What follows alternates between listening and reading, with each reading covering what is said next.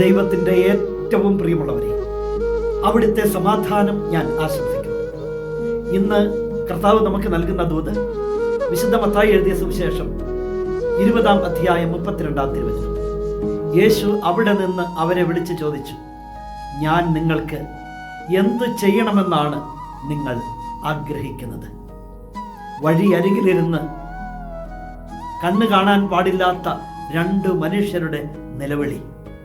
ആ നിലവിളി കേട്ട് കർത്താവ് അവിടെ നിന്ന് അവരെ വിളിച്ച് ചോദിക്കുകയാണ്, ഞാൻ നിങ്ങൾക്ക് എന്ത് ചെയ്യണമെന്നാണ് നിങ്ങൾ ആഗ്രഹിക്കുന്നത്?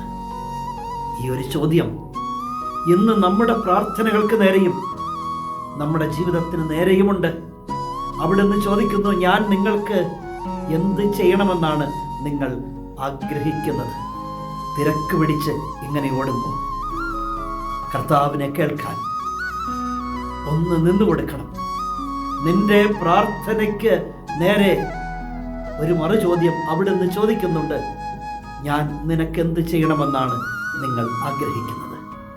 ഹൃദയം തുറന്ന് അവിടുത്തെ ശ്രവിക്കാനും അവിടുത്തെ സന്നിധിയിൽ പ്രാർത്ഥിക്കാനുമൊക്കെ സാധിക്കുമ്പോൾ ഓർത്തുവയ്ക്കുക, ഒരൊറ്റ പ്രാർത്ഥന കൊണ്ട് ജീവിതം തന്നെ മാറി മറിയും. കരുണാമയനായ ദൈവം നമ്മെ എല്ലാവരെയും സമൃദ്ധിയായി അനുഗ്രഹിക്കട്ടെ.